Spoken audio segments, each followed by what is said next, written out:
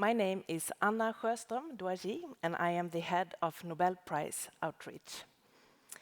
And let me begin by extending a especially warm welcome to this year's laureates in economic science, Mokyr and Philippe Aghion, who actually just 2 days ago, in this very special house, received the Sveriges Riksbank's prize in economic science in the memory of Alfred Nobel. And we are deeply grateful that you take the time in this very busy week to be here with us today to explain your groundbreaking research. And I'm also very pleased to welcome two people who played a central role in selecting this year's laureates, Kerstin Enflo and Johan Norberg, members of the Committee for the Prize in Economic Sciences in memory of Alfred Nobel. And we will have the opportunity to hear your insights later.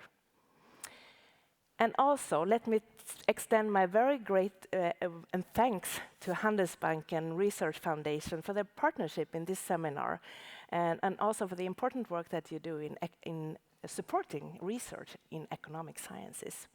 So Johan Lagerström, I hand the word to you, and I'm very happy to be here today. Thank you, Anna. Dear Nobel laureates, ladies and gentlemen, I would like to echo something very important that Anna just said, namely you're all very, very welcome here. My name is Johan Lagerström, and I'm the Executive Director of Handelsbanken Foundation and Publishing. Our foundation supports research and education in economic science. In this way, we contribute to the emergence of new insights and knowledge in the economics science over time. But knowledge needs to be shared, which is why we have also an independent media outlet, EFN, which publish daily news and knowledge about economics through TV broadcasts, online news, magazine, podcasts, and books. So this is where the name comes from.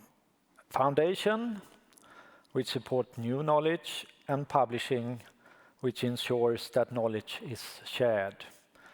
This is our mission, I would say our passion, and we are therefore happy, honored, and actually a bit overwhelmed that this year we have started a collaboration with the Nobel Prize Media Outreach.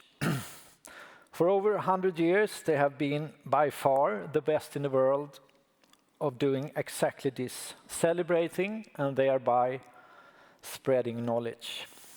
It's said that the Nobel Prize puts Sweden on the map, and I agree. But above all, it puts human knowledge, human genius on the map all over the globe. The prize creates a buzz that makes us all want to know more. What were the brilliant discoveries, thoughts, or insight that earned them the prize this year? And that's exactly the idea behind this gathering. This seminar will give you a little bit more knowledge and a little bit more insight into this year's brilliant minds. There is no Nobel Prize in journalism. I wonder why. But if there was, I know who would be on the shortlist. Please give a warm welcome to the leader of this seminar from EFN Science, Katrine Kielos.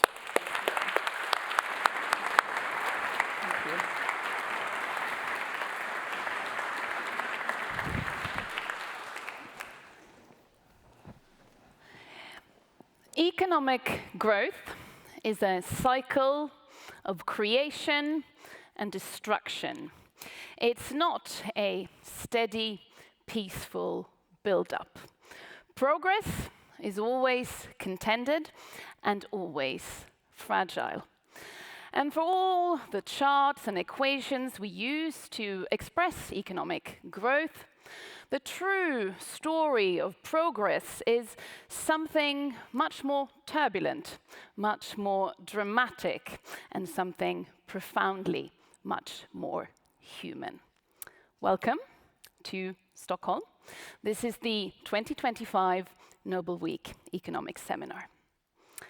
And it's my great pleasure to introduce from the Nobel Prize Committee in Economic Sciences, Professor Johan Norberg and Professor Kerstin Enflo.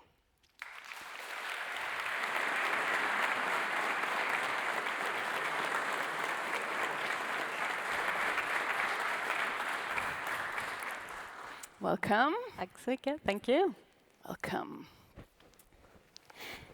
Professor Johan Norberg, the Prize in Economic Sciences in memory of Alfred Nobel has this year been awarded to, well, I don't need to remind you, you were involved, been awarded to 2 economists and 1 economic historian. What would you say is the big common thread that unites their work in your mind?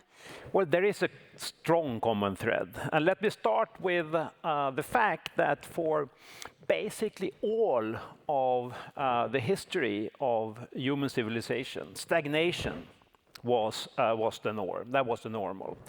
But for some 200 years ago, that changed. Before, living conditions did not change from generation to generation, but after, during the last 200 years, we clearly have seen that happening.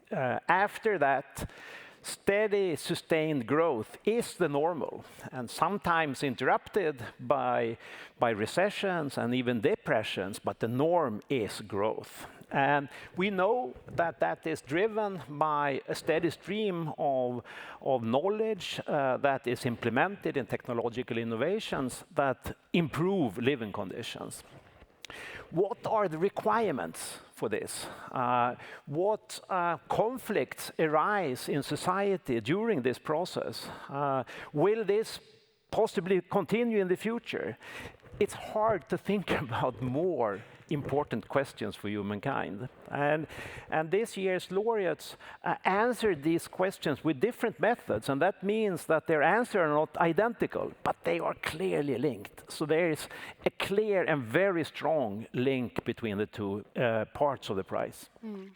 And Professor Kerstin Enflo, how have this year's Nobel laureates in economic sciences, we have 2 of them here. There's obviously 1 more, Peter Howitt. How have they changed how we think about economic growth in economics? So in order to answer that, I need to take you down the line of history a little bit. We need to start with Robert Solow, who was a laureate from 1987. His growth model, the Solow model that maybe many of you have read about, stresses that in the long run, the only thing that really can change growth is technological change. So that's coming out of his model. But he never explained where it comes from. For that, we needed another laureate, Paul Romer, who got the Economics Prize in 2018. And he stresses that growth comes from an endogenous process of ideas. But neither of these laureates explained how did it start in the first place. We know that humankind has been full of ideas and technological process has been uninterrupted or has happened for many, many centuries.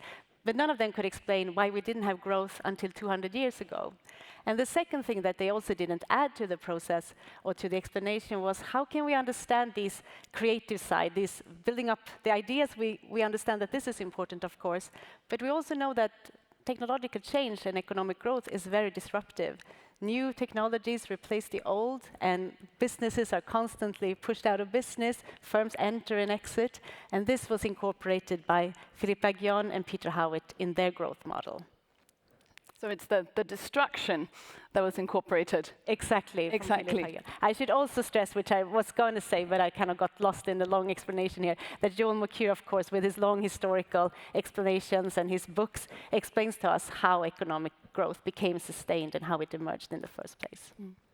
Okay, thank you very much for now, Professor Kerstin Enflo, and thank you very much, Professor Johan Norberg.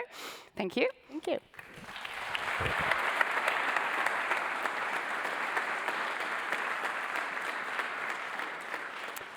So that was a little taster. Now, ladies and gentlemen, it's a great honor to be able to introduce Professor Philippe Aghion and Professor Johan Mokyr.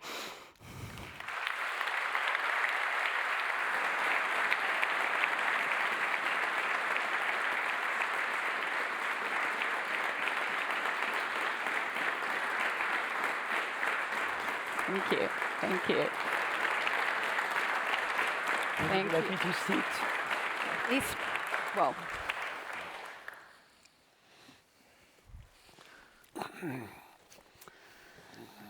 So how's your week going? Oh, it's like any other week in my life, of course. I do this every day. It's very exciting. Yeah. And, exhilarating. Yeah. A little bit tiring. I bet. But we're about to take a little vacation, and I'll be back as good as new. Okay. Professor Aghion, do you second that? Yeah, there is the before and the after, and of course it's something very special. I mean, since October 13, when I learned, that this was happening, I don't quite know if I'm living the real world or in a dream or in. Does it matter? No. It just, of course, if it's.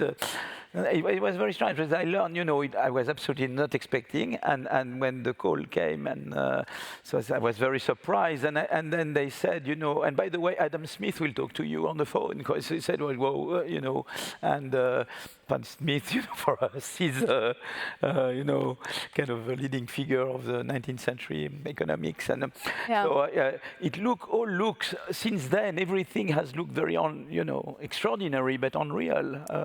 That's. So in these parts of the world, we like to tell the story of Ragnarök, which is the great myth in Norse mythology about how the world ends, not gently, but through fire and floods and the downfall of the old gods. But the big point of this story, it's very dramatic. The sun goes dark, the sky splits. Yeah. The big point of the story is that from all of this death and destruction, a new world emerges. A new sun rises, the land that was lost to the sea rises again, and it sort of begins again. It's a story, it's a great myth about death and rebirth through death. What does this have to do with economic growth, Professor Aghion? That's right. That might be, it may be paradoxical that by destroying you create. It's true that really, each new discovery has made all things obsolete, but for the better. So initially, there is job destruction. Each time you had a big technological revolution, it started in the 19th century, the first big revolution, and then you had several others. There's been destruction, job destruction. The first industrial revolution, you had the Luddites movement in Britain, where the workers destroying machines because they were concerned that they would lose their jobs. And each time, when you had the second industrial revolution, the electricity Keynes was forecasting, mass unemployment. There was always this fear that things would fall apart. And at the end, no, it went for the better. Our lives improved. We are better off. We live longer because we create better, better. It's true. We go towards better. There are good use of technology. New technologies have enormous power to generate growth, prosperity, growth in utils, growth in our quality of life, and also new jobs. The whole problem is to smooth out the transition. Is how you make it, how you operate. It's like operation with anesthetic or without anesthetic. How do you manage to, and it's true we've got better, I think, particularly in Scandinavia. I think you are leading the game, here in Denmark, to find ways that, those who would lose their jobs, there would be a smoother transition from old jobs to new jobs. So the whole matter is to create institutions that would, say, okay, it's no big deal if an old business disappears, or if you lose your job, you can bounce back into the system. You can create something new. We will help you. Maybe your old activity was not working. We'll help you, start something new. Or you lose your old job. We will help you retrain and find a new job. And it's true that, you see, we can, if we find appropriate policies and institutions, we can smooth out the process and improve its efficiency. So that's what the big challenge is for us. Technology has enormous power, but it's like a crazy horse. It can take you to the worst place, or it can get you to the better place if you know how to steer the horse, how to guide the horse. And technology is the same. You have, unbounded scope for technological progress, and ideas are never harder to find at the end. There are always new ideas, but the whole thing is what we make of them, and that's what society decides, governments and civil society together, and to find the right policies and institutions to make the best of to make this process, which is always the idea that you have new people coming, they have new ideas, they displace all innovators, or they force them to improve. But that's okay, because they all can, start something new themselves, and how you find institutions that make that work harmoniously. And we've got much better nowadays in doing that than we used to. So destruction and rebirth is a big part of economic growth, and these forces, they're very strong and can be very scary, but the market cannot be left to do this on its own. The market cannot do it on its own, no. Why? Because there are things you don't internalize. For example, education, it starts new talents, it's education first. You have many lost Einsteins and lost Marie Curie in the world. There are many kids born out of poor families who cannot give them the knowledge and aspirations. Well, a good schooling system will do it. So that will create the scope for many new people to become inventors or entrepreneurs themselves. The market on its own cannot do it. You need government. Then you have another problem. You have to protect property rights. If I innovate, those innovate, they need to start up. You need to make sure that their innovation will be protected. Balzac speaks about that very well in The Lost Illusion, for example. So you need government and constitution to protect the property right. Then there is another problem. You grow. We let you expand. You create your new company and you expand. And you may be very tempted later on to use your rents and your position to prevent new talents from coming in. That's why competition policy is important. But competition policy, you need government to implement policy. And sometimes there is a danger that government may collude with vested interest. And that's where civil society is also very important, to make sure that you minimize the scope for corruption. And that's where you see that you need firms to innovate and market, but you need government, and you need also civil society to make sure that you won't have that kind of collusion between vested interest and corrupt government. And that's where you need to complete the game. Schumpeter himself was very concerned that the first innovators would turn into entrenched incumbents that would prevent subsequent innovation. That the response is the triangle between firms, government, and civil society. So checks and balances, because the innovators of yesterday become the vested interest of tomorrow. Professor Mokyr, to stick with this story of Norse mythology, which might not work, but I'm gonna try anyway. So what happens after the world ends in Ragnarök and the sun disappearing and then a new sun being born is that the surviving gods that become the new gods, they go and they sit and they talk about the old knowledge. They look at the old knowledge in a new way. And that's kind of the first thing they do in this new world. Now I'm thinking from an economic perspective, they could have done other things. They could have focused on capital, they could have focused on trade. What do you say about this economic strategy to focus on knowledge? Well, the idea that there is some kind of apocalypse, which you are describing, and which is then followed by the birth of a new world. I mean, of course, the sun did not go dark. The sun went dark, it's it, you know that. But there have been cataclysmic events in history, both in the more remote and in the less remote past, in which, the sun did not go dark, but things got pretty bad. And maybe one example that's worth talking about is what happened during the Black Death in Europe in the 14th century, which was in many ways cataclysmic. I mean, in 1347 to 1351, and about a third of people in Europe died, and the rest of them, I think, they would have had the equivalent of PTSD, although the term didn't exist, of course, at the time. No. But from that world, and this is, I think, very well put, a new world was born, a world in the 15th and 16th century that we sometimes refer to as the Renaissance. And it was the age of discovery, some of them quite geographic discoveries, like people discovered there's another continent there that nobody had known about. And then they come up with all kind of other discoveries. So somebody invents a telescope, and all of a sudden we can see things that nature didn't mean us to see. And then we invent a microscope, and my God, we see things that nobody meant us to see. But there's something else which I think is perhaps even more important, and that is that some point in the 15th century, Europeans become skeptical. And the skepticism is a great stimulus for creation. And what I mean is that most of humans who ever lived were backward looking. They thought that the truth and the wisdom were revealed to our our ancestors. Okay, so my own people, the Jews, were probably some of the worst because they looked at the holy scriptures, and it says in Hebrew, you shall not add and not subtract a word. So if you want to know anything, in der Talmud steht alles.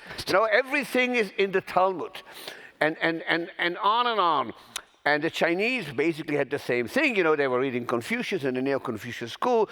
And Muslims were thinking about the Quran and the Hadith. And Europeans in the Middle Ages had their own sort of prophets. And the greatest prophet was Aristotle. Everything you wanted to know in physics and biology was in Aristotle. And then if you wanted something about astronomy, you looked at Ptolemy. And if you wanted anything about medicine, it was Galenus and Hippocrates. It was all people who lived many, many centuries ago. And then all of a sudden, skepticism starts occurring. And people said, well, is this really right? Was Aristotle really right about this? And Aristotle was really right about that? And people start questioning. Why? Why all of a sudden? And so I think there are two things happening. The first is, I think, that the great voyages really showed to people that much of what the ancient civilization, particularly in Hellenistic science, was just wrong. And so one prediction was, for instance, that they made was that we could never. They knew there was a northern and a southern hemisphere, but you could never, if you lived in the northern hemisphere, make it to the southern hemisphere because at the equators the temperature was so high that the ships would burn. Well, then Bartholomeus Diaz goes down, and he actually ends up in the Cape of Good Hope, and he crosses the equator. He comes back, and and he's not a well-done steak. Could turn anyone into a skeptic, right? Exactly, and so the skepticism starts spreading everywhere, and a Frenchman gets his PhD, he gets his doctorate on a dissertation entitled "All the Mistakes of Aristotle." Was it a thick volume? Was it a thick volume? I don't know. Oh. I don't know. It was in Latin. But you see, but slowly skepticism starts to emerge everywhere. And and some of these skeptics were very worried about it. So Copernicus was a great skeptic. But he, as Philippe said, he's worried about the incumbent. So, Copernicus actually doesn't publish the Revolutionibus until a year before he died. And even then, his publisher says, well, he says that the Earth is not in the center of the universe, the sun is, but he doesn't really mean it. It's just a hypothesis, so that he wouldn't get the Inquisition on his head. But 50 years later, Galileo and so on, they start really discovering a new world, and they discovered that much of what was once good science is just plain wrong. And so, by 70, so what occurs in Europe is very much like creative destruction. You have what's known in the French called the querelle des anciens et des modernes, the struggle between the ancients, people who still believed in Aristotle and Hipparchus and so on, against the new people. And I think with the publication of Newton's Principia in 1687, that's the final battle, okay? The modern have won, and from in the 18th century, basically, people still read Aristotle for the philosophy, they still do Euclidean mathematics, but almost everything else is junked, and they start something new. And I think of that as one of the most central cultural revolutions in Europe's history, which is the Enlightenment. And the Enlightenment is skepticism, question authority. And it's amazing because that's really what changes the world. You know, you are no longer in any way tied to the knowledge of the past. And this is not psychologically easy because every act of innovation is an act of disrespect. And disrespect to ancient generations, that's heresy, that's apostasy. Every language has a term for heresy. In Arabic, it's bid'ah. In Hebrew, it's kfirah. I can give it I don't know it in Chinese, but I'm sure it exists. But we are now the age of heresy. And it's turned into something entirely different because by now, everything written 10 years ago is obsolete. In fact, in some fields, and my wife is a professional immunologist, and she says by the time it appears in print, it's obsolete. You have to read the working papers because when it's already printed, you know, it's replaced. So there is not much respect for the knowledge of people living in the past. There are some exceptions, and Schumpeter, of course, is one. So is Adam Smith. So in some circles is Marx. The other Adam Smith, yeah. The real Adam Smith. And for some people it's Marx. But basically, I think that's where it ends. We don't actually teach, in my university, we don't teach the history of economic thought anymore. And, you know, and people barely know who David Ricardo was, which is embarrassing and a shame, but that's the way it is. Because he doesn't call you on October 13th, that's right, You know why we chose creative destruction? I'll tell you why. Because the day we become obsolete, it validates our theory. Of course. That's great. You're really thinking ahead. But you also need to validate your own theory by trying to defend your own vested interest now, right? When you have the Nobel Prize. So no, I push the young. I think. By the way, I want to clap. You mentioned Bob Solow. He was a mensch, as we say. Yeah. He never behaved as an entrenched incumbent. No. And I must say, he was quite unique in this field of that generation, behaving that way. Okay. He always pushed us. I owe everything to him. You know what happened? When I was a Harvard student, I wanted to go to the Harvard Society of Fellows, and he was a senior fellow. I was being asked questions, I didn't understand. And Bob Solow at dinner time said, you didn't quite understand what was asked to you, and I failed the Harvard Society of Fellows, and I went to MIT. That's where I met Peter Howitt, and that's where we did our, growth, your example of failure is having to go to MIT. But Solow was always a big support, so that it was great to fail. So I want to say people fail in life because failing is so important. Had I failed, had I succeeded, we would not be here today. But Solow was a great supporter, always, of what we did. We were doing his creative destruction, and the guy was supporting us. It's quite unique. That is unique. He's a counterexample, in fact. So let's talk about Solow, or let's talk about how, even though the past, we understand, is not interesting, but it is interesting where ideas come from and how your ideas have developed and how they differ from previous ideas around growth. And the model of growth that many of us have learned is that it's about capital. It's about getting better machines. You know, I get capital. I'm able to buy a better machine for my workers, and that improves their work. The first machine improves their work a lot. The 10th machine much less, and that's how we get growth. So how does your thinking and your model differ from this? So when I was a student, the leading model was the Solow model. So you produce output with capital stock, and you save part of the output you produce to increase the capital stock that will allow you to produce more. That was the leading model. But of course, Solow was smart, and he said, there are decreasing returns to capital accumulation. When you go from 0 machine to 1 machine, you increase production much more than when you go from 9 machine to 10 machine. So you run out of steam if you rely only on capital accumulation. And so you need something else, which is technical progress. But Solow would not tell you where technical progress comes from. Heaven, right? He would not tell you. And there was something called the Solow residual, which was a big black box. Yeah. And at that time, there was this guy Schumpeter, and you would learn. It would be a mundane curiosity. You would take a history of economics, so they would say, well, there is creative destruction, and it was nice, or in an IO class, but there was no model. There was no Schumpeter model. So when I met Peter Howitt at MIT, and I said, look, Peter, why don't we try to write from scratch a model that would have at the heart of it creative destruction? So the model would revolve around 3 main ideas that make us understand why it happen, a revolution in Europe and not elsewhere. And first idea, innovation is cumulative. You build upon previous innovations. You stand on giant shoulders. Second idea, innovations do not come from heaven.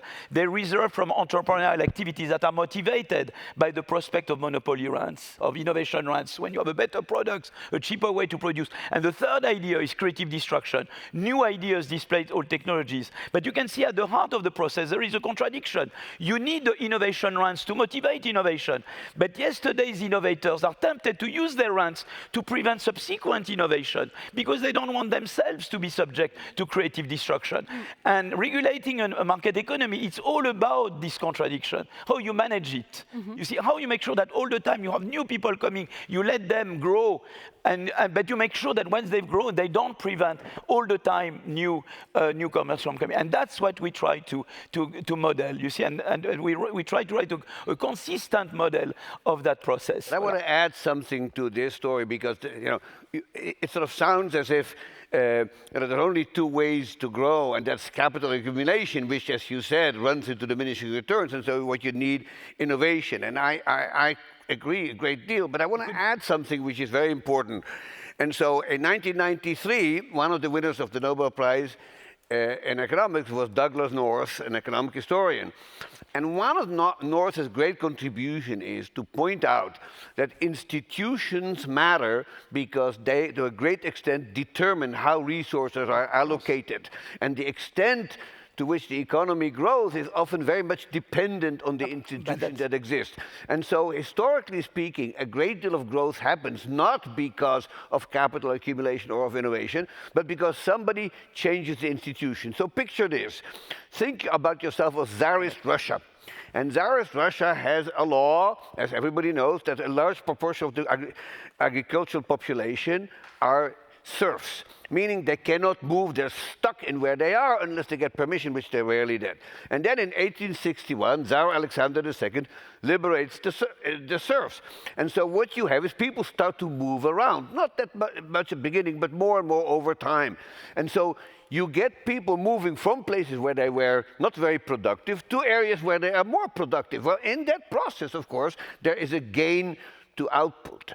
And a lot of output growth because the Russians release the serfs, Abraham Lincoln emancipates the slaves, and so on and so forth. But, and here's the big but, much like capital accumulation, eventually this process is going to peter out because you can release the serfs, but once you've released the serfs, you cannot release them again, right? I mean, and so in the end, the economy, if the institutions are good enough, and there are now in some countries, including here, you get something that is fairly close to a Pareto optimus, we call it. The resources are allocated efficiently. That's a very good thing, but it also means that it becomes more and more difficult to gain more output using better institutions. There's some theoretical point to which we move only asymptotically, in which resources are allocated so efficiently that you cannot gain more from more reallocation. And of course, what that means is you've run just in your situation in which you accumulated 10 machines and now you add another one. And once that's done, okay, you really start to depend entirely on technological. Yeah, but I realize you want to speak. I also want to ask a question. I want to add something there. I'm sorry. Okay. I agree. We always agree, Joe and me. But I want to add something. It's institutions that make it possible to have continued process of creative destruction. Yeah. You see, so for example, one big thing, and there was a lot what Joel worked a lot, why is that the Industrial Revolution happened in Europe in the 19th century and not in China in the Middle Age, and China was a lot inventive? Because you had, you remember the about that, by the way. But that's you. I'm talking about you. I wrote a book about that. It's you. I'm talking about Joe Mokyr. That's what I'm doing. But you can see through the lens of what I told you before. You can restate Joe through the lens of what I said before. That's what the coherence of it. I told you need cumulative innovation. You need proper, that you get runs from innovation, and you need creative destruction. In Europe, they had the institutions that made those three things possible. And that Joe explains very well. Yes. And So you I didn't just have them in China. You didn't have them in China before. That's why it happened. It is not that it's either or. You had the institution that make it possible to have cumulative innovation. And you talk about encyclopedia. No, look. You have the property right protection. Yes. And you had the third thing, which was that you have creative destruction through the competition between European countries. You had those things. So it's not that you put in place institutions that make it possible to have sustained creative destruction. Of course, institutions evolve, and we'll talk about middling up trap maybe. I just want to make a point, okay? I know you're both very clever, you've just won a Nobel Prize, and you like each other. We get that. I just want to point out to the audience that this is a story about growth or an explanation of growth that's much more hopeful, right, than previous ones. Because if you focus on capital or you focus on the type of legislative change that you described in Tsarist Russia, you end up in this sort of situation of diminishing returns, while what you have studied and helped us understand and explained to a large extent is a secret sauce. This is the thing that it actually enables us. Technological innovation actually makes it possible to keep growing and keep growing and keep growing. Yes. And also because you have explained it, it also leaves, and the way you've explained it also leaves more room for policy, right? Because you emphasize things like culture, incentives, and institutions. Why France should become more Scandinavian? Yeah. Oh, you think yes? Oh, I believe totally. Or why the United States should become more like France? Oh, okay. So go direct to Scandinavia. Don't I go want to go directly from New York to Stockholm. No, you can. No, I love my country, but I think no, truly, because you've made. You know, very often people believe that to become more innovative, you have to be less inclusive and less social. Yeah. I think this is rubbish. Yeah. I told you first that you need to have you have to minimize the number of lost Einsteins, lost Marie Curie. You need a good education system because at school you learn to learn. It's very important. Books. Read basic knowledge. You have to learn to calculate on your own, to read books.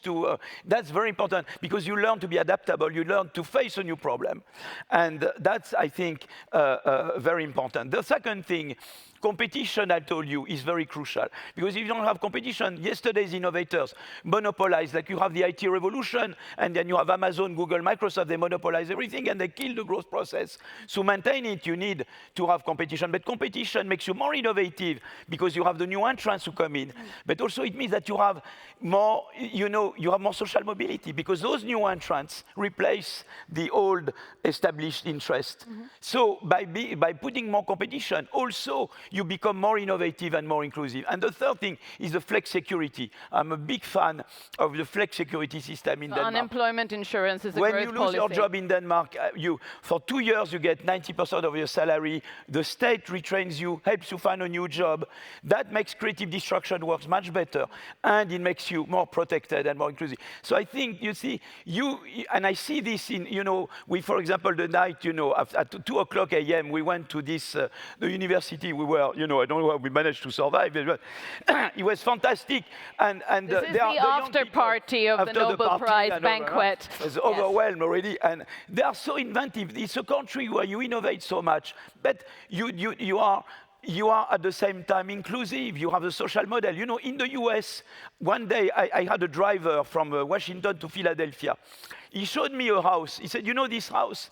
It was my house, but my wife fell sick. Yeah. And to have her cured, I had to sell this house, and I live in a one-bedroom apartment. Yeah. This is a bloody model. You don't want to have a social model like that. And you don't need to. You can be innovative without having to emulate the US social model. And that, I think Scandinavia is leading the way. You can improve. I know that there are reforms that are more. But I think there's fantastic promise. You can get prosperity, and you can get green prosperity, because we want it. We want green growth, you see.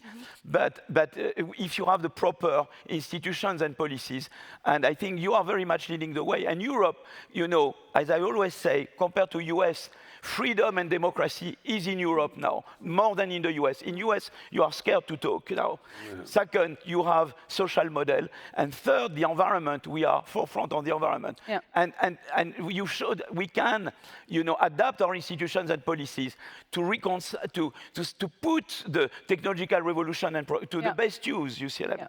But you're both very optimistic, it sounds. But you also both mentioned Schumpeter. Yeah. And he was much more pessimistic, wasn't he? He describes sort of the same forces, but he thinks... Because, you know, in his Capitalism, Socialism, Democracy, Schumpeter asked the question, can capitalism survive? Yeah. And his answer is no, I think it cannot. Yeah.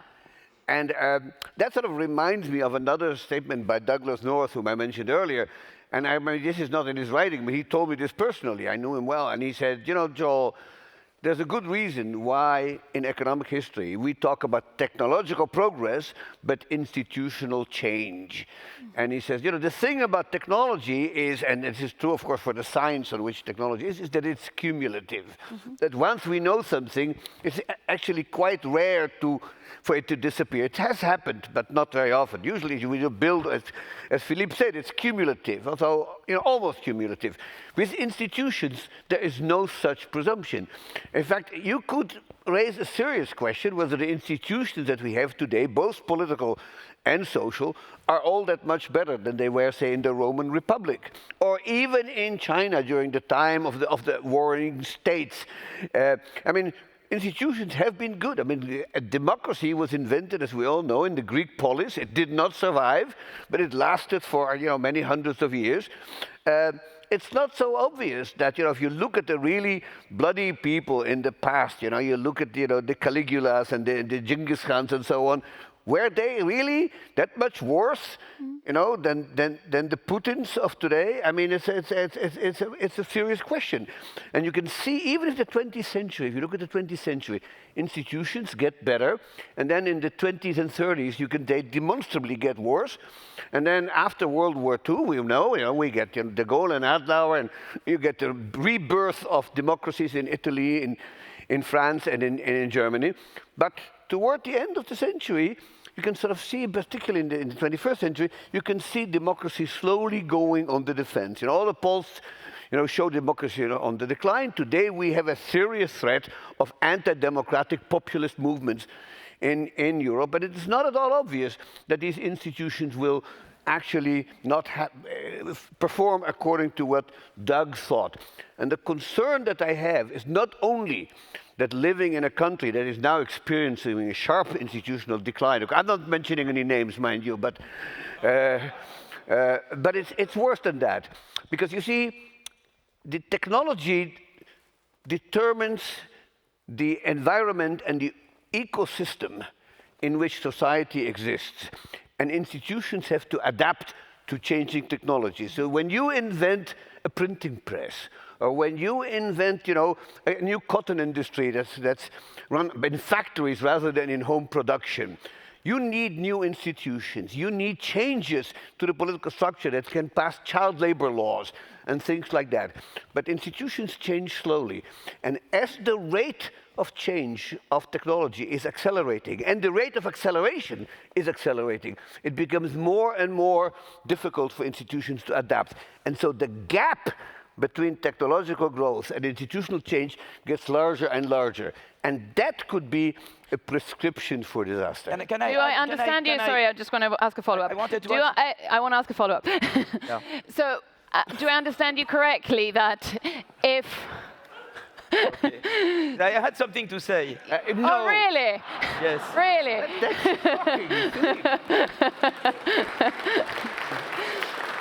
Do I understand you correctly that what you're saying is that if institutions do not hold and also do not adapt, then Schumpeter will be right, that the exact same forces that you describe and he describes will end up... Can I speak? It's institutional. Well, will end up destroying capitalism instead of pushing us forward into this world of increased prosperity and growth. And more, you know, equally seriously, they may destroy democracy. So here's a simple example of how technology is affecting politics and that politics has a hard time adapting. So you think about social media in particular and the way they are set up, incentivizing the suppliers of social media to maximize clicks. And they do so by telling people, by making their views even more extreme, by reinforcing their views rather than give them a balanced story. And so what we see now almost everywhere, and this must be happening in Sweden as well, is a polarization in which you don't only oppose the people on the other side, you hate them. Yeah. And this, in the United States, this has become very dramatic. I mean, when I came to the United States in 1970, Richard Nixon was president, and there was a lot of opposition to Richard Nixon, but I think the degree of hatred and contempt that the two parties had for each other at the time was much, much slower. And in fact, you may remember, or some of you at least may remember, that Richard Nixon actually was done away with by Republicans. Who found it unacceptable what he did. That today is no longer possible. The polarization and the very fierce partisanship that I see in almost every country is to a large extent the consequence of changes in technology. Now, there is ways of changing this, but it takes a long time, and it may be in some places too late. And I think that is implicit in Schumpeter. I see precisely that kind of phenomenon. And just, here's another example. You look at China today, and so it's become the surveillance state. Wherever you go in China, the government knows what every citizen, and there's a lot of them, what every citizen does, what they ate, what they buy, where they work, which train they took to work. And this is possible by a hugely sophisticated technological system. Is that what we want? No. And so that's precisely what I mean when there's a growing gap between technology and institutions. And if technology keeps accelerating and institutions don't, that could be what we call in economics a disequilibrium. Yeah. And that could end up very badly, maybe not quite as badly as the sun going dark, but and the close. Sky splitting. Yeah, no, that is very, very worrying, and let's talk some more about that. But because I feel that we have nobody on stage who really wants to speak, I feel I need to invite two more speakers up on stage now to create some competition, which I have learned is very important. So please welcome back Professor Kerstin Enflo, and also warm welcome to Johan Norberg, who is a Swedish author and public intellectual, one of Sweden's most prominent public intellectuals internationally. Welcome, Kerstin Enflo. Okay, in the name of competition. Yeah, we need a boost of energy, I think. We need a boost of energy, yes, yes. Philippe is out of ideas. I had one comment to make. Yes. Please let me make the comment. Okay. On the Schumpeter thing, Schumpeter was worried that the yesterday's innovators would turn into entrenching incumbents that would prevent future. A response to that is the combination of government with competition policy and civil society that makes sure that you don't have the collusion between government and the vested interests. I think the way why, in fact, Schumpeter's prediction is that capitalism would not work. Why did it work at the end? Is because you had this triangle working more or less well. So that was the response. That was a response to Schumpeter's worry. On the other thing I wanted to say, I think I completely share Joel's fear where we are going. But I think it has a lot to do with the fact that many people were neglected. It's very important to be inclusive. Yeah. When you do technical change and progress, you have to make sure that everybody is part. In France, for example, we have many people who want to go towards the extreme right these days. And they feel insulted, they feel they've been despised, they feel they've not been included in the process. And that's why inclusiveness is not a luxury. To include, it's a way to make, even if you have migration, make sure that you integrate the migrants, that you don't just make them come in and make them unemployed. Inclusion, if you don't include those people you didn't include, they will feel frustration and they will say, well, we tried the right, we tried the left, and we are excluded, we are despised. So we will try the one thing we've not tried, which is the populist parties. Yeah. And so inclusion is not a luxury. It's necessary to make growth sustainable. Because if you get populist party, then they will stall the growth process. Yeah. And that's why the inclusive growth quest is so important. I'm sorry that I wanted to say those things. Don't apologize. So Let me just see if I got that. So the forces of creative destruction are absolutely necessary for growth, and particularly for the type of growth that creates what I think you call free lunches in history, right? When everything sort of gets better and lifts all boats and so on. However, these forces are so strong, so if you don't focus on the people who will lose their jobs and help them, not protect jobs, but protecting people, then Schumpeter might be right, and this will all end up in some sort of very bad place where we don't want to be. Kerstin Enflo, I want to bring it slightly to a topic that's discussed a lot today in the media. Artificial intelligence is something that we use, we hear about, and we also hear about it as something that can potentially take all of our jobs. So you've studied technologies, or previous technology, electricity, when it came to Sweden. What happened then? Did lots of Swedes become unemployed due to the introduction of electricity? Or what can we learn from history? Because there still is something we can learn from history, even though we don't buy everything that the elders have told us, right? Well, yes, I agree. I know that Joel will say that today's world is very different from the history in many respects, but I think it's still interesting to go back to the previous time this happened, when we had a previous big technological shock to our economy. So what we did in the study, actually 2 studies, we looked at the rollout of the Swedish electricity network as kind of a shock to new technology, and we looked at those places that were exogenously shocked by getting electricity because they were situated in Trollhättan or in Älvkarleby, or between those 2 big power lines. So they got electricity very quickly. And the first question we had was, would we see massive protests? Would people be fighting this new technological change? And we looked at all the Swedish strikes and conflicts on the labor market. We didn't see any strike at all recorded based on workers protesting technological change. Of course, they could protest for other reasons, not knowing that they were against technological change. So we also looked at all the other kind of consequences for strikes and eruptions of strikes. And we do see that workers did start to strike a lot when they got access to new technology, but not because they were fighting technology in Sweden. They were actually striking to get higher wages. So we see that the offensive strikes were actually going up. So workers were seeing the opportunity to actually take the chance to negotiate the new technology and try to get a bigger part of the pie, let's put it that way. We also didn't see any technological unemployment in these parishes that got access to new technology. Workers still had their jobs. And we also saw incomes rising and job upgrading, and incomes rose most for those people at the bottom of the skill distribution and the wage distribution, and those only with primary education.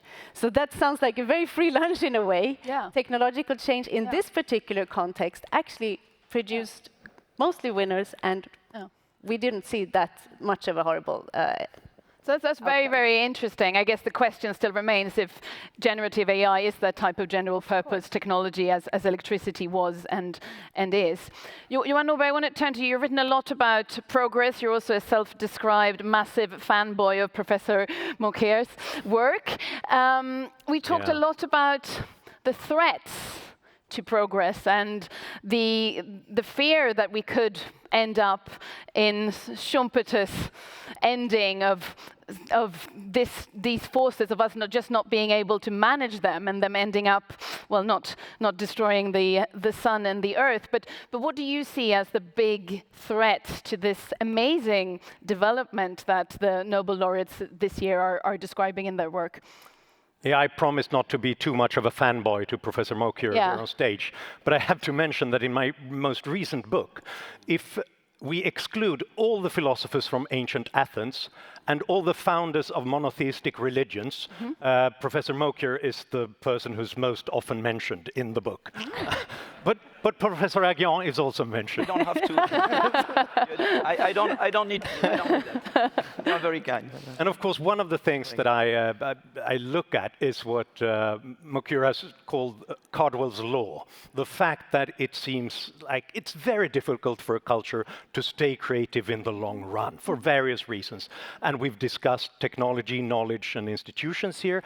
I'm very curious about another factor, and I would very much like to hear what you think about that. And that's the psychological factor. Is it that we are really as innovative as we would want to be. Here's my favorite story about creative destruction.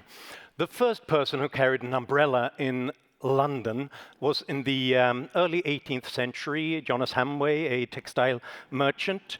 And you would think, Katrine, you would know this, London being a rainy city, they would erect statues to the guy who solved the ancient problem of living in London without getting wet, because he had an umbrella. But they hated him. They harassed him, they attacked him, they said, it looks silly, it looks feminine, they even said it looks French. Oh my God. And of course, this was creative destruction. So the carriage drivers, horse carriages that were covered, they thought that if people have umbrellas, they don't need horse carriages anymore. So they tried to run him over and pelted him with garbage. So, but he persisted for 40 years. And eventually people came around to the idea, look, why does he get to get sound and dry, whereas we get all wet? But it took 40 years in London, of all places. And this makes me think that we might not like novelty that much and innovation. Perhaps because, evolutionary speaking, we've often lived close to subsistence level, and most innovation fails, so you don't want to be that odd guy testing something new. So is this another bottleneck when we all want innovation and creative destruction, that deep down below, we don't like it? We don't like it? Well, you know, I think that's true. I mean, I think Sigmund Freud once thought of technology in general as kind of an artificial limb. You know, we use it, but it never feels quite natural. And you know, your story about the umbrella, it may be you know, slightly amusing, but there's some things that aren't amusing. One of them, of course, is that in the 1710s, the first time to introduce some form of vaccination against smallpox was introduced. This is Lady Montagu's technique of variolation. And there's a lot of resistance against her, not because it looked silly, but because the sense was that, you know, smallpox was a punishment from God, and by trying to prevent it, you were showing resistance to the will of God, and that was heresy. But you know something, Johan, I mean, the fact of the matter is, this happens to many, many innovations.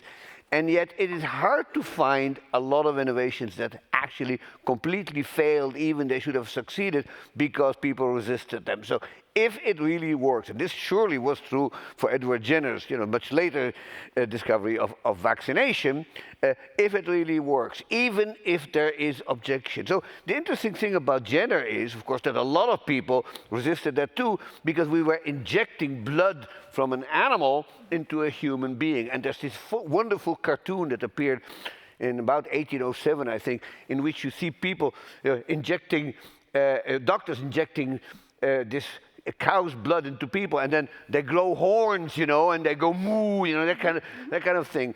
But yet, vaccination against smallpox saved hundreds of thousands of lives in the 19th century. So all the, you know, the hysterical objectors failed, and I think this. But people think they'll get horns nowadays as well.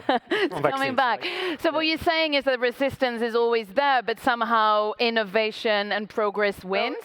Well, it's always there, and typically, particularly in the West, I think the sense that innovation is a way of improvement becomes dominant. And I think that is not surprising, because the wind is blowing the other way in the 18th and 19th century. You know, the notion of progress in general, that life can be made better, and it can be made better thanks to useful knowledge, thanks to our understanding of biology, of physics, of chemistry, on and on and on, that life can be made better. That becomes, I think, the dominant discourse. Now, there's always people who object to it, and I can give you a list of them.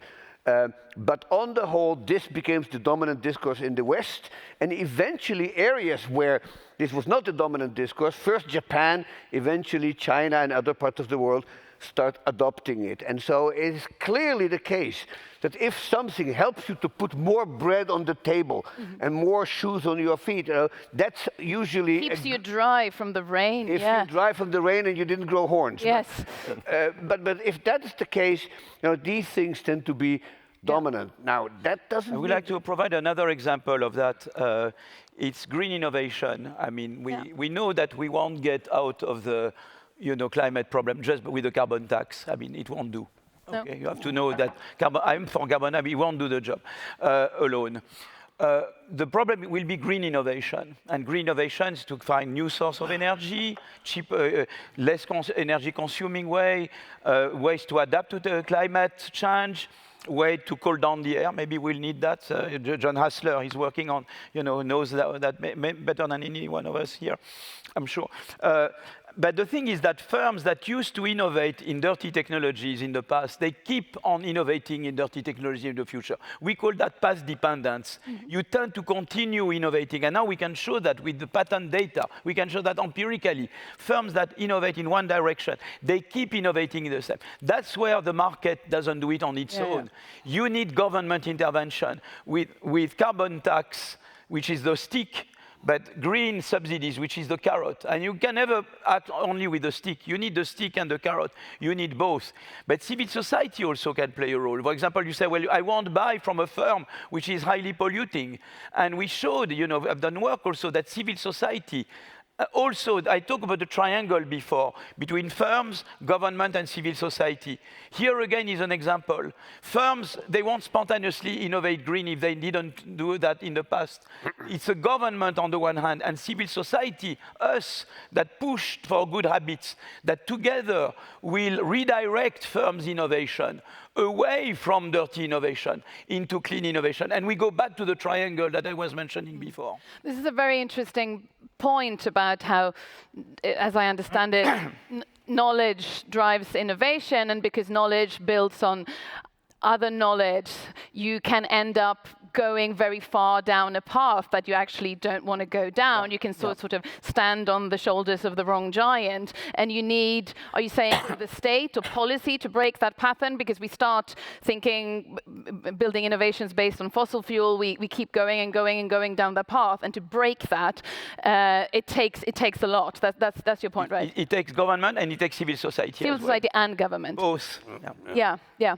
So I'm interested in your view on, because you're both so optimistic about technology, on AI, and the points made by, it wasn't a point, it was a historical example about when technological change doesn't lead to these dystopias of mass employment. Right now there's a big discussion about the huge investments into generative AI.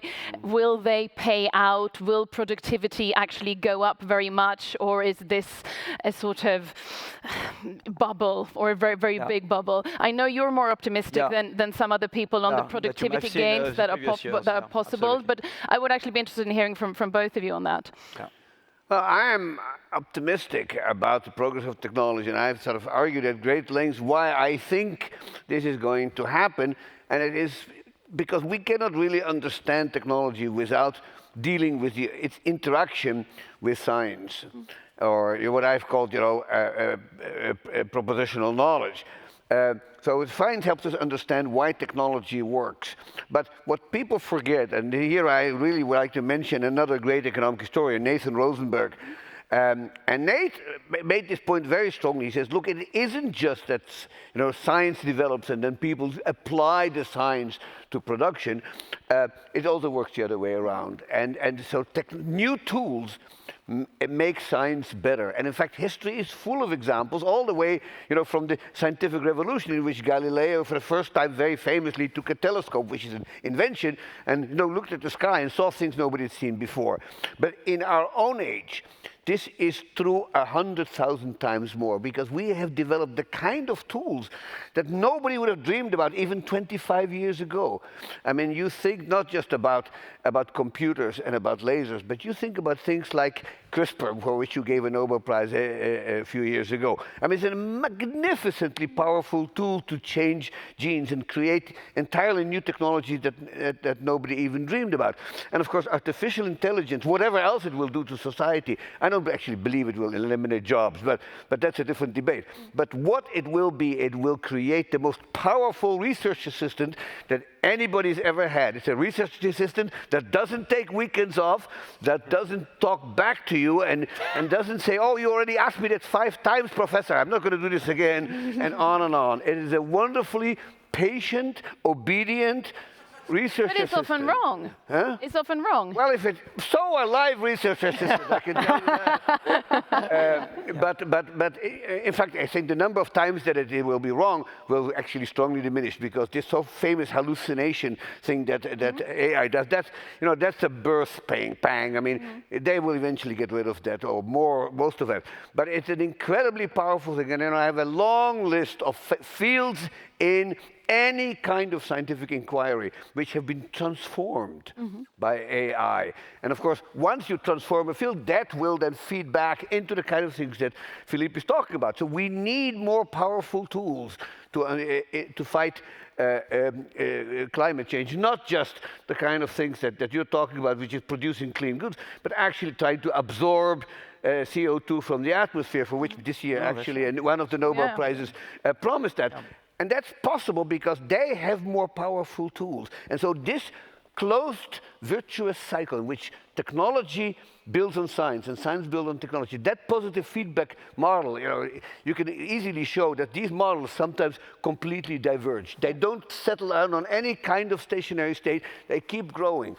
And I think that's what we're looking at. And that's why I am optimistic, because this model predicts it, and you can sort of see it beautifully how it develops over time from 1500 on until the present day. And we are now living in a new age in which I think we have really, what the physicists called, experienced a phase transition. We are in a new regime in which technological change will not just accelerate, the rate of acceleration is accelerating. Yeah. I would like I'm sorry, on AI, I have to say something. Now, look, it has to be equal. I mean, on AI, I directed a report last year in France on AI, and I want to complete. Why does AI can generate growth? AI automate tasks in the production of goods and services, it makes ideas easier to find. The big problem with AI is lack of competition. If you don't have enough competition, some firms will dominate the game and prevent the growth potential of AI. So AI has enormous growth potential because it makes many new ideas. New ideas are often recombination of old ideas. With AI, you can get many more new ideas. And so you have enormous growth potential. But if competition policy is not correct, you will have the same as with IT. Some firms will dominate and discourage new innovation. And on jobs, why does AI create new jobs? Because first, firms that adopt AI, they become more productive, more competitive, and therefore there is a bigger market worldwide for their goods, and therefore they create employment. And the other thing is because you have many new ideas created, that will be new jobs. Of course, there will be some jobs destroyed, but that's where education and flexicurity is crucial. So my answer is that AI on its own, I concur with Joy, has enormous growth and employment creation potential. But to harness this potential, you need good competition policy on the one hand, and you need good combination of education and flexicurity. If you have those, you can make the best of AI. And you know what? We talk about LLM today. There is a next generation. Yann LeCun is a great researcher in AI. He got the Turing Prize, which is equivalent of Nobel for AI. He's going back to France. He's leaving Meta. And he believes that LLM is behind us. There will be something better than LLM. It could be done in Europe. That's the big hope of Europe. We can attract the next generation of AI. Yeah. So there's a lot of hope that AI won't only automate and make the production in the economy better, but also the production of ideas. And that's what many other economists might not think of as much, right? Or that's why they might underestimate the possible productivity gains here. You should ask them. You should ask them, yes. I think. But the big. But we don't. Part of the problem is, I think, that economists, and this includes most people working in macroeconomics, are really hung up on this thing called total factor productivity. And so basically what it is just productivity growth net, of the input.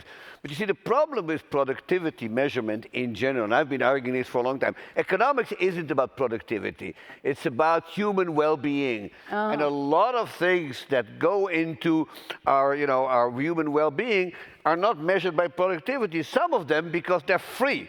And because the way we calculate total output is, of course, we multiply everything by its price. But the social media are free, and things like GPS and on and all kind of improvements in our life are either free or priced at very, very low prices.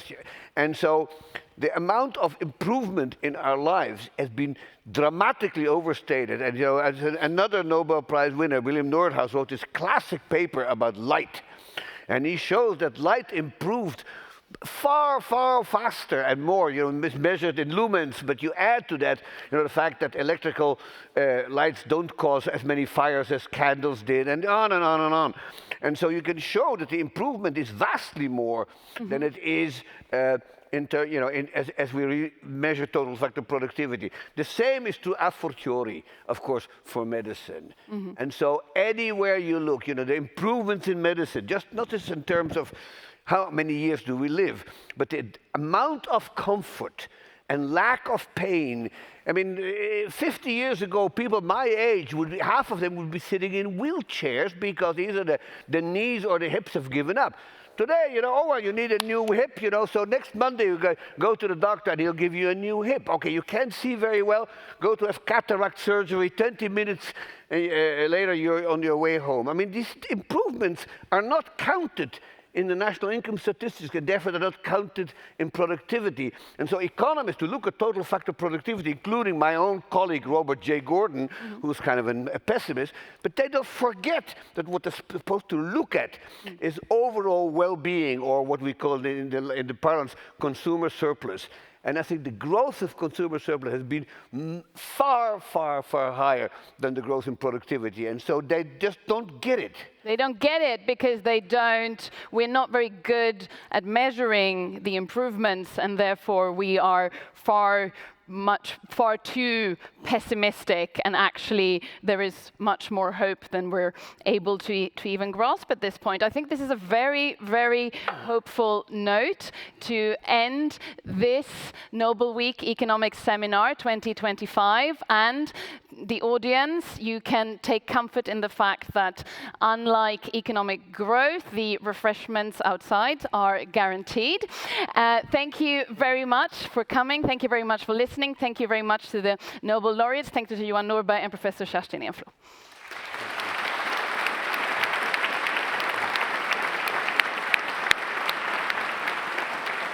Thank you. Thank you.